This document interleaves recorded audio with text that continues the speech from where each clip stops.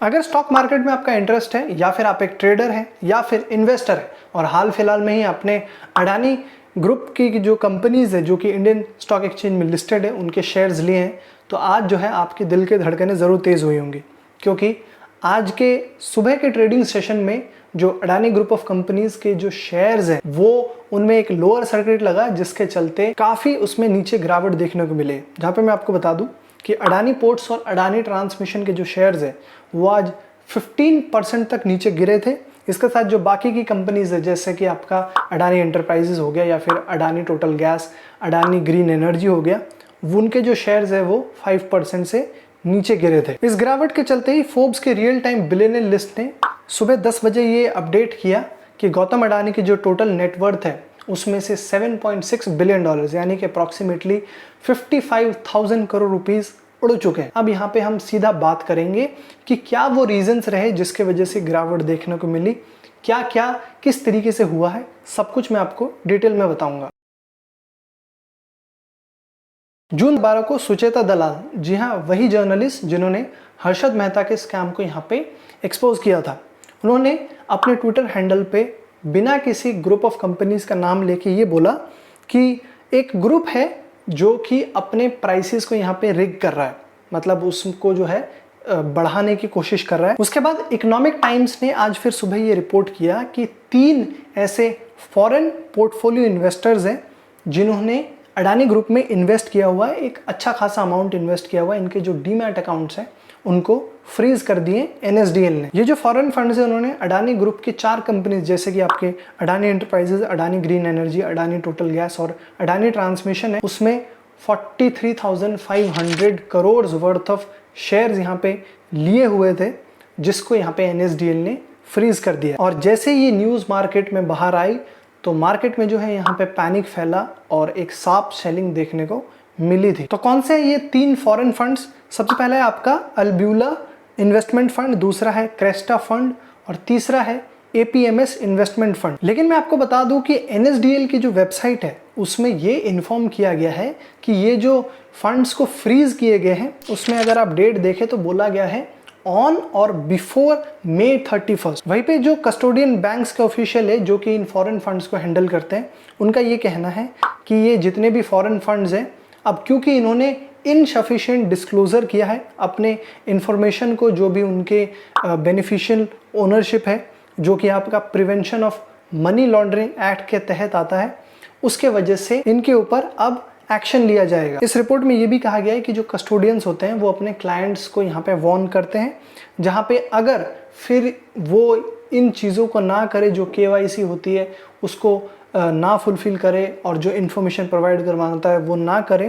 तो उनके जो है यहाँ पे अकाउंट्स को फ्रीज किया जा सकता है। मैं आपको बता दूं कि सेबी ने यहाँ पे एक रूल बनाया हुआ है कि जितने भी इंडियन फंड्स हैं उनके जितने भी मैनेजर्स हैं वो किसी भी एक स्टॉक में या फिर किसी एक ग्रुप में जो है यहाँ पे सिर्फ पैसा इन्वेस्ट नहीं कर सकते, क्योंकि इसके चलते प्राइसेस में जो है एक शार्प राइज देखने को मिल सकता है और अपना अगर वो प्रॉफिट बुक कर ले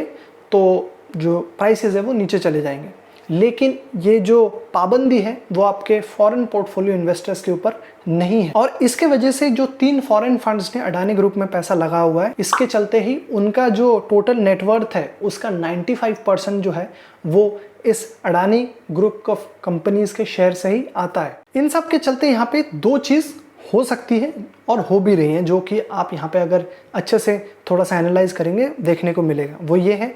कि जो ये फॉरेन फंड्स है वो अडानी ग्रुप के जो शेयर्स हैं उनको होल्ड किए हुए, उन्होंने खरीद के अपने पास रख लिए। इसके चलते जो ट्रेडेबल शेयर्स है मार्केट में वो कम हो जाते हैं और इसके वजह से जो किसी कंपनी की वैल्यू होती है वो यहाँ पे बढ़ती चली जाती है, क्योंकि एक ग्रुप ने जो है मेजर चंक ऑफ शेयर्स को अपने पास होल्ड करके रखा हुआ है, तो उनका पूरा कंट्रोल है, राइट। दूसरी जो अटकलें यहाँ पे ये लगाई जा रही है कि जो पैसा इन्वेस्ट किया जा रहा है वो एक्चुअल में किसी फॉरेन इन्वेस्टर्स या फॉरेन फंड का नहीं है। क्या है, बोला जा रहा है कि कोई इंडियन जो ग्रुप है वो यहाँ पे किसी दूसरे देश के कंपनी के नाम पे, जिसको शेल कंपनी भी बोलते हैं, उसके नाम पे यहाँ पे इसमें इन्वेस्ट कर रहा है, जिसके चलते जो अडानी ग्रुप के शेयर्स है उसमें पिछले 1 साल से एक ज़बरदस्त ग्रोथ देखने को मिली है। इसके साथ ही मैं आपको बता दूं कि इकोनॉमिक टाइम्स की एक रिपोर्ट के माने तो ये खबर निकल के आई है कि सेबी जो है वो अडानी ग्रुप ऑफ कंपनीज के जो शेयर प्राइसेस है उनको भी इन्वेस्टिगेट कर रहे हैं, जहां पे ये बोला गया है कि ऐसा तो नहीं हो रहा कि जो कंपनी के शेयर प्राइसेस हैं उसको मैनिपुलेट किए जा रहे हैं, इन्वेस्टिगेशन चल रहा है। मैं आपको बता दूं कि ये सब हो जाने के बाद फाइनली अडानी ग्रुप की तरफ से भी यहाँ पे क्लैरिफिकेशन आया है, जहाँ पे उन्होंने ये कहा है कि इकोनॉमिक टाइम्स ने जो ये रिपोर्ट छापी है ये सरासर गलत है। इसके साथ ही उनका ये भी कहना है कि जो रिपोर्ट आई है वो एक्चुअल में 31 मई की है, तो ये जो है सरासर गलत है। और यहाँ पे एक और भी अटकलें लगाई जा रही हैं। बहुत लोग ये भी बोल रहे हैं कि जब सुबह ये न्यूज़ निकल के आई थी तब यहाँ पे अडानी ग्रुप ने इस नोटिफिकेशन को, इस क्लैरिफिकेशन को क्यों नहीं दिया, जब ट्रेडिंग ख़त्म होने वाला था दोपहर के टाइम क्यों दिया। क्या ये हो सकता है कि जो प्राइसेस हैं क्योंकि नीचे गए थे तो जितने भी इन्वेस्टर्स थे उन्होंने पैनिक सेलिंग की होगी, जिसके वजह से प्राइसेस नीचे गए होंगे, और इसके चलते जो फंड्स है, प्राइवेट फंड्स है, उन्होंने फिर से उस स्टॉक को यहाँ पे खरीद लिया हो सस्ते में, ताकि जो वैल्यूएशन है फिर से आगे बढ़ाई जा सके। खैर ये सारी अभी अटकलें हैं, ये तो सब कुछ तभी पता चलेगा जब सेबी यहाँ पे अच्छे तरीके से इन्वेस्टिगेट करेगी। बाकी दोस्तों आप लोग बताओ, आपको क्या लगता है कि ये जो आरोप लगे हैं अडानी ग्रुप के ऊपर वो क्या सच में है, और क्या